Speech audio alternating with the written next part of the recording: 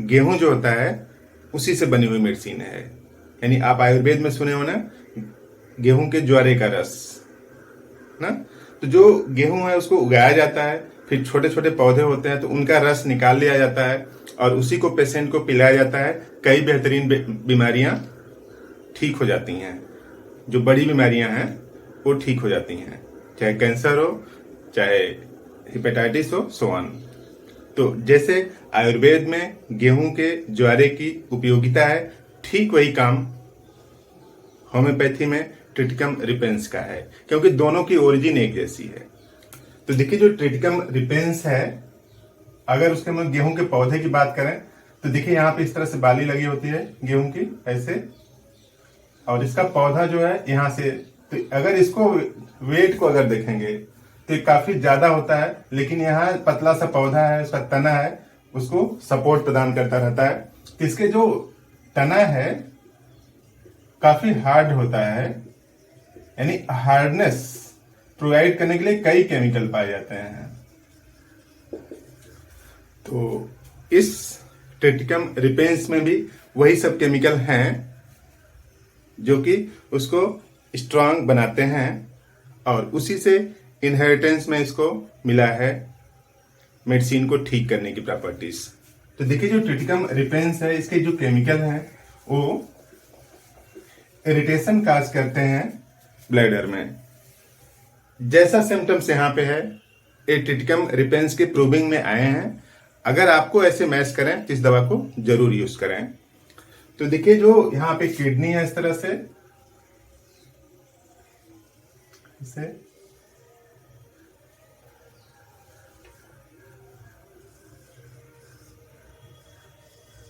तो किडनी जो यूरिन बनाते हैं यहाँ ब्लैडर में स्टोर रहता है, और इस ब्लैडर के थ्रू बाहर निकलता है, ये यूरेथ्रा है, और इसके चारों तरफ यहाँ पे प्रोस्टेट लगा रहता है। तो जो गनोरिया होता है उसका जो संक्रमण होता है यूरिनरी सिस्टम पर होता है। एंशियंट टाइम में पेरेंटल जनरेशन में कभी किसी को गनोरिया रहा होगा, उसी का साइड इफेक्ट अब तक प्रोसीड कर रहा है सिस्टाइटिस पाइलाइटिस के रूप में। तो देखिए जो सिस्टाइटिस है, यानी ये जो यूरिनरी ब्लैडर है, इसमें अगर इन्फ्लेमेशन हो जाए तो उसको सिस्टाइटिस बोलते हैं, और यहाँ पे किडनी में इरिटेशन हो जाए तो उसको पाइलाइटिस।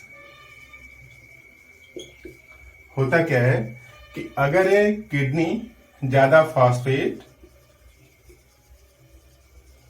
या फिर प्रोटीन फिल्टर करने लगेगी तो जो यूरिन होगा वो डेंस हो जाएगा, यूरिन मोटा हो जाएगा।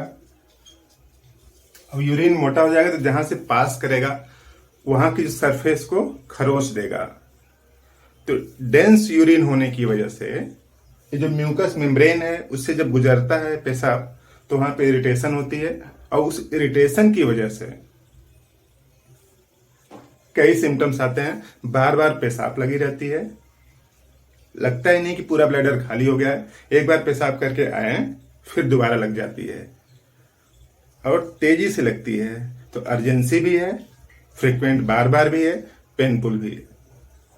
और उसके पीछे का कारण क्या है कि जो म्यूकस मेम्ब्रेन है, यानी यहाँ सब म्यूकस मेम्ब्रेन होती हैं, इधर भी, यहाँ भी, और इस तरफ, और यहाँ से जो ट्यूब आ रहे हैं उन सब के अंदर वाली जो सरफेस है म्यूसिलेजियस पदार्थ बनाती है ताकि आपस में चिपके ना, तो उसको म्यूकस मेम्ब्रेन बोलते हैं। तो उसमें इरिटेशन है।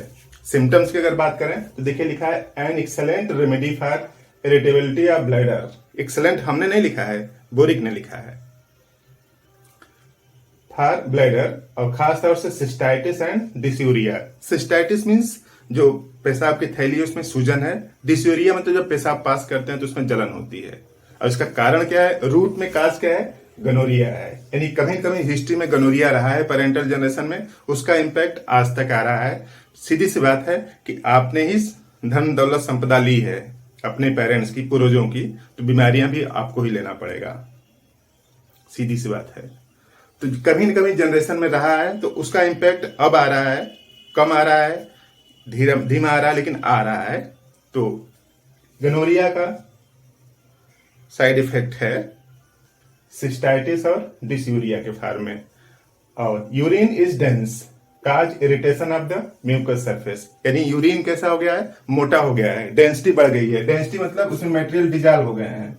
तो मटेरियल जब डिजॉल्व होंगे तो ही फास्फेट, क्रिएटिनिन, यूरिया, कुछ भी मटेरियल जब डिजॉल्व होंगे तो यूरिन मोटा हो जाएगा, डेंसिटी बढ़ जाएगी उसकी।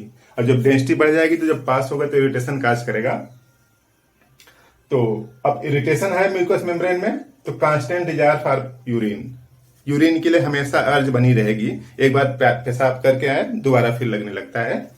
और फ्रिक्वेंट, बार बार, डिफिकल्ट, फोर्स, तेज से पावर लगाना पड़ता है, और पेनफुल, दर्द भी होता है।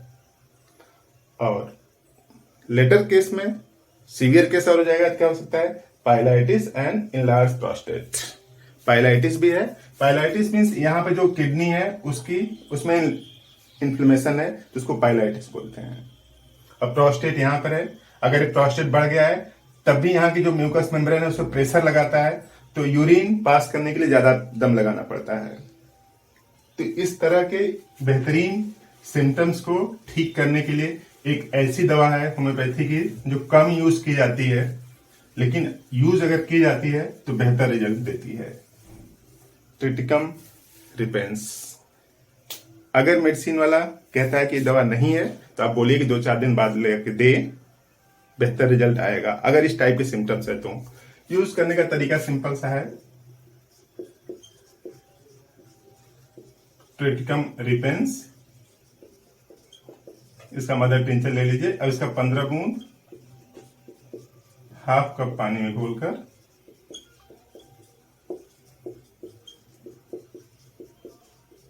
3 बार लीजिए, 1 महीने तक लीजिए, फिर 1 हफ्ते का गैप,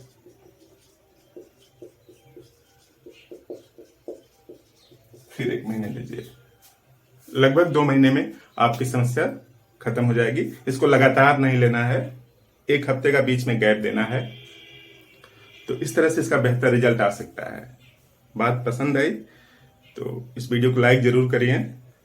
कंजूसी करते हैं सब लोग, लाइक नहीं करते हैं। लाइक करें, शेयर भी कर दें, ताकि और लोगों का भला हो सके जो भी इसको देख लेंगे।